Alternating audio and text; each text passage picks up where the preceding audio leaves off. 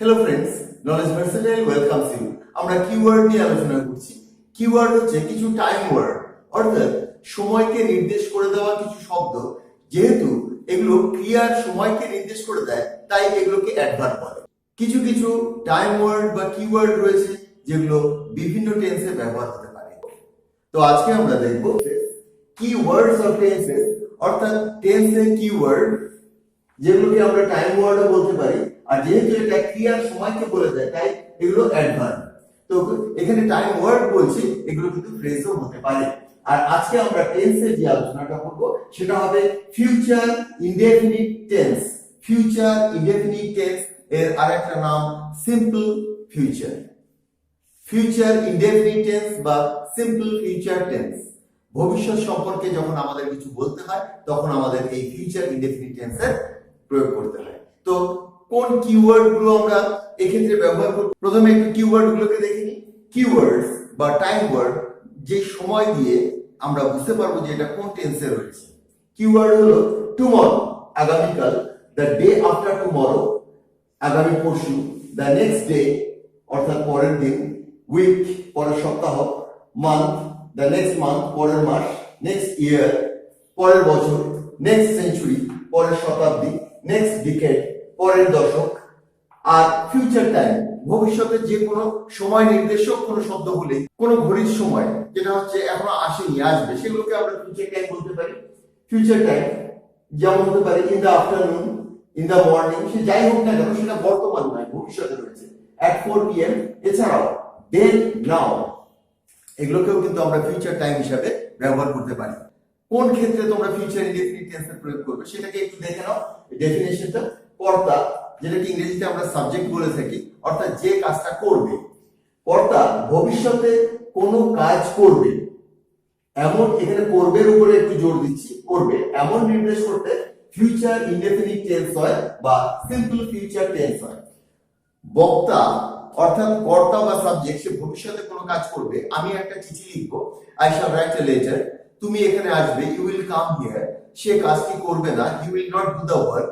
তো এরকম ভবিষ্যতে কিছু যখন কর্তা করবে, করবে না ইত্যাদি নির্দেশ করবে, সেক্ষেত্রে আমরা ফিউচার ইনডেফিনিট টেন্সের ব্যবহার করব বা সিম্পল ফিউচার টেন্সের ব্যবহার করব। এখানে আমি আরেকটু হিন্টস দিয়েছি তোমাদের সুবিধার জন্য, যেহেতু তোমরা বাংলায় ভেবে থাকো। বাংলা ক্রিয়া শেষে বে, ধরো সে আসবে, ব আমি করব, বেন তিনি করবেন, তিনি আসবেন ইত্যাদি। ব, বে, ব, বেন ইত্যাদি থাকে। আর এর কনস্ট্রাকশন অর্থাৎ গঠন, গঠনটা খুবই সহজ। তোমার সাবজেক্ট, যে কর্তা রয়েছে, যে কাজটি করবে তার উল্লেখ করবে, অর্থাৎ প্রথমে তোমার সাবজেক্ট, তারপর সাবজেক্ট অনুসারে শ্যাল বা উইলের প্রয়োগ করবে এবং তারপর ভার্বের প্রেজেন্ট ফর্ম। অর্থাৎ প্রথমে সাবজেক্ট, কর্তা, তারপর শ্যাল বা উইল, তারপর তোমার ভার্বের প্রেজেন্ট ফর্ম। এখানে আমি দেখো বলে দিয়েছি, আই বা উই থাকলে তুমি শ্যালের ব্যবহার করবে এবং অন্যান্য সমস্ত ক্ষেত্রে উইলের ব্যবহার করবে।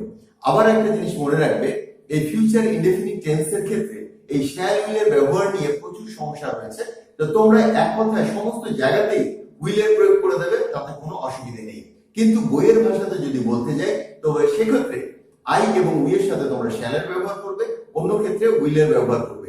আর জোর দিয়ে যদি বলতে হয়, যেখানে তোমরা শ্যালের প্রয়োগ করো সেখানে উইলের প্রয়োগ করবে, আর যেখানে তোমরা উইলের প্রয়োগ করো সেখানে তোমরা শ্যালের প্রয়োগ করবে।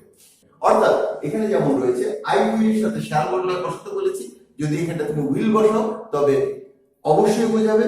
অন্যান্য ক্ষেত্রে তোমার উইল বসানোর কথা, সেখানে যদি তুমি শ্যাল বসাও তবে অবশ্যই সেই কাজটা করা হবে এমন নির্দেশ করে। যদিও তোমরা সাধারণভাবে সমস্ত ক্ষেত্রেই উইলের প্রয়োগ করে দেবে, কোনো সমস্যা নেই। তো এবার আমরা কিছু এক্সাম্পল দেখে নিই। হি উইল কাম টুমরো, এখানে টুমরোটাকে আন্ডারলাইন করেছি এই জন্য যে টুমরো এখানে হচ্ছে টাইম ওয়ার্ড বা কিওয়ার্ড। যে কিওয়ার্ড গুলো, এটা এই টুমরো আমরা কিন্তু তোমার প্রেজেন্ট টেন্সে, প্রেজেন্ট কন্টিনিউয়াস টেন্সে, পাস্ট টেন্সে ব্যবহার করতে পারবো না। এখানে আমার ফিউচার টেন্স লাগবে।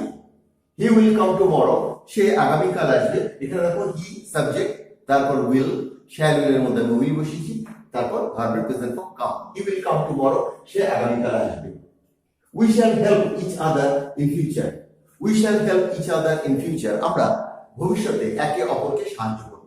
আর এই টাইম ওয়ার্ড গুলোকে চেষ্টা করবে বাক্যের শেষের দিকে বসাতে, যদিও প্রয়োজন অনুসারে বাক্যের বিভিন্ন জায়গায় এগুলো বসতে পারে।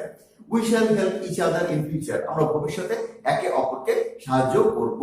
এখানে ইন ফিউচার এটাই তোমার টাইম ওয়ার্ড, এখানে ইন ফিউচার। নেক্সট এক্সাম্পলটা দেখো, they will play in the afternoon, তারা বিকেল বেলা খেলবে। They will play in the afternoon, they এটা তোমার সাবজেক্ট, উইল এখানে আমাদের শ্যাল উইল এর মধ্যে উইলটাকে বসানো হলো, will, they will play, play এটা তোমার ভার্ব এবং present form, in the afternoon এটাই তোমার টাইম ওয়ার্ড। কখন খেলবে? In the afternoon, in the afternoon হচ্ছে তোমার time word, they will play in the afternoon.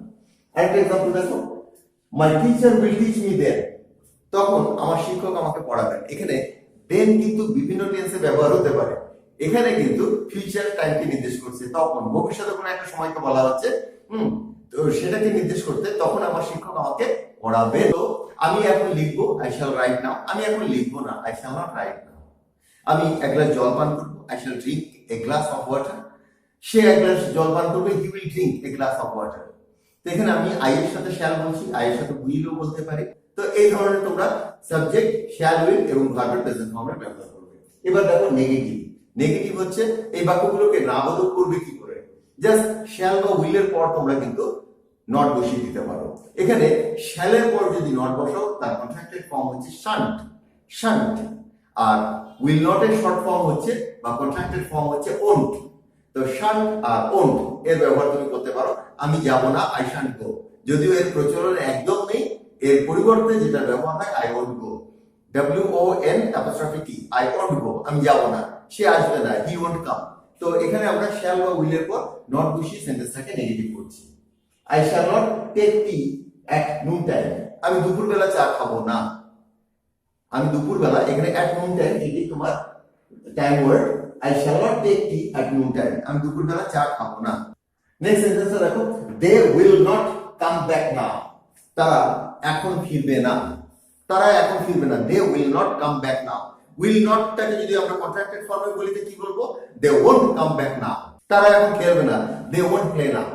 এবার ইন্টারোগেটিভ অর্থাৎ অবজেক্টিভ টাইপ কোশ্চেন, যে প্রশ্নের উত্তর তোমাদের হ্যাঁ কিংবা না দিয়ে দিতে হয়, তো সেই প্রশ্নগুলোকে বলা হয় অবজেক্টিভ আনসার টাইপ কোশ্চেনস। তো সেগুলোতে সাধারণত আমরা কি করি, যে অক্সিলারি বা হেল্পিং ভার্ব যেগুলো রয়েছে সেগুলো বাক্যের শুরুতে বসিয়ে দিই, ব্যাস আমাদের কোশ্চেনটা তৈরি হয়ে যায়। তা আমাদের এখানটায় মডাল অক্সিলারি হিসাবে আমরা পাই শ্যাল বা উইল। শ্যাল বা উইল দিয়ে বাক্যটা শুরু করলেই হয়ে যায়, তুমি কি আসবে, উইল ইউ কাম, তুমি কি এখন আসবে, উইল ইউ কাম নাও, তিনি কি আগামীকাল যাবেন, will you go tomorrow, just এইগুলোই, আর কিছু নয়। Will you help me at that time, এখানে আমরা টাইম ওয়ার্ডের ব্যবহার করছি, তাই এখানে এট দ্যাট টাইমটা দিয়ে দিয়েছি।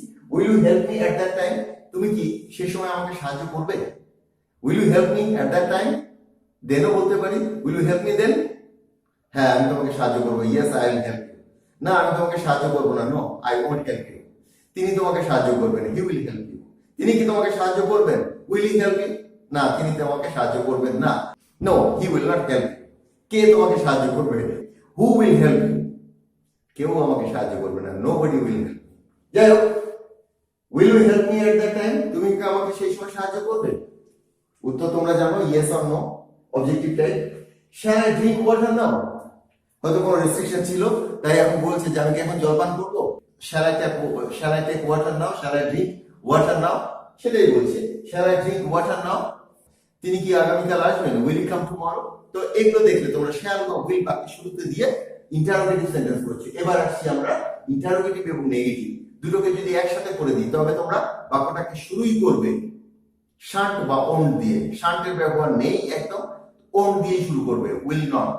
উইল নট এর কন্ট্রাক্টেড ফর্ম হচ্ছে ওন্ট। তিনি কি আসবেন না, ওন্ট হি কাম। তিনি কি আগামীকাল আসবেন না, won't he come, won't he come tomorrow. তুমি কি আজ খেলবে না, ওন্ট ইউ প্লে টুডে। তো এই ধরনের সেন্টেন্স গুলোকে তোমরা ইন্টারোগেটিভ নেগেটিভ করবে। Won't you come in the afternoon, তুমি কি বিকেল বেলা আসবে না, won't you come in the afternoon. Won't you help them, তুমি কি তাদেরকে সাহায্য করবে না, ওন্ট ইউ হেল্প দেম, তুমি কি তাদেরকে সাহায্য করবে না। এখানে কোনো টাইম ওয়ার্ড দেওয়া নেই। ওন্ট ইউ হেল্প দেম, তুমি কি তাদেরকে সাহায্য করবে না, yes I will help them, yes I will help them, হ্যাঁ আমি তাদেরকে সাহায্য করবো, no I will not help them, না আমি তাদেরকে সাহায্য করব না। এবার দেখো ইন্টারোগেটিভ নেগেটিভ তো বুঝে গেলে তোমরা ওন্ট দিয়ে শুরু করবে, WON''T। এটা একটু দেখে রাখো, এটা হচ্ছে উইল নট এর কন্ট্রাক্টেড ফর্ম। এবার যদি তোমরা সাবজেক্টিভ টাইপ কোশ্চেন করতে চাও, অর্থাৎ যে প্রশ্নের উত্তর ডিটেইলে দিতে হয়, সেগুলো তোমাদের WH ওয়ার্ড দিয়ে সেই প্রশ্নগুলোকে শুরু করতে হয়। বেসিক WH ওয়ার্ড আছে তোমাদের 9টা, সেই 9টার বেসিক WH ওয়ার্ড গুলো হচ্ছে হু, কে বা কারা, হুইচ কোনটি বা কোনগুলি, হুম কাকে বা কাদেরকে, হোয়াট কি বা কি কি, ওয়্যার কোথায়, হুজ কার বা কাদের, when কখন বা কবে, why কেন, হাউ কিভাবে, কেমন, হাউ মাচ কতটুকু, এছাড়াও how old, how far, how many Times ইত্যাদি ওয়ার্ড দিয়েও আরো অনেক WH ওয়ার্ড তৈরি করা যায় যেগুলো কম্পাউন্ড ফর্মে থাকে। তো এই WH ওয়ার্ড দিয়ে যদি তুমি প্রশ্ন করো, তোমাদের যে বেসিক কোশ্চেন রয়েছে অর্থাৎ অবজেক্টিভ টাইপ কোশ্চেন, তার পূর্বে তোমরা WH ওয়ার্ড গুলোকে বসিয়ে দিতে পারো। এখানে এই যে সেন্টেন্স গুলো রয়েছে এর পূর্বে যদি তুমি WH ওয়ার্ড বসিয়ে দাও তো WH কোশ্চেন তৈরি হয়ে যাবে। একটা জিনিস মনে রাখবে যে তোমার অ্যান্সার পার্টটা যেন এর মধ্যে না থাকে, অর্থাৎ তোমার প্রশ্নের মধ্যে যেন উত্তরটা না থাকে। এখানে দেখো who will come on the next day, পরের দিন কে আসবে, who will come on the next day, পরের দিন কে আসবে। Why want you help me, তুমি কেন আমাকে সাহায্য করবে না, why want you help me, তুমি কেন আমাকে সাহায্য করবে না। তো আজকে তোমরা ফিউচার ইনডেফিনিট বা সিম্পল ফিউচার টেন্সের উপর কিছু কনস্ট্রাকশন দেখলে, কিছু এক্সাম্পল দেখলে এবং যে টাইম ওয়ার্ড গুলো ব্যবহার হয় তার কিছু হিন্টস তোমরা পেলে। আমি এখানে কিওয়ার্ড বা টাইম ওয়ার্ড গুলো প্রথমেই দিয়ে দিয়েছি। তো আজকের আলোচনাটা আমি এখানে শেষ করছি। আমার পরবর্তী ভিডিওর কিছু লিংক তোমরা নিচে ডেসক্রিপশনের মধ্যে পেয়ে যাবে।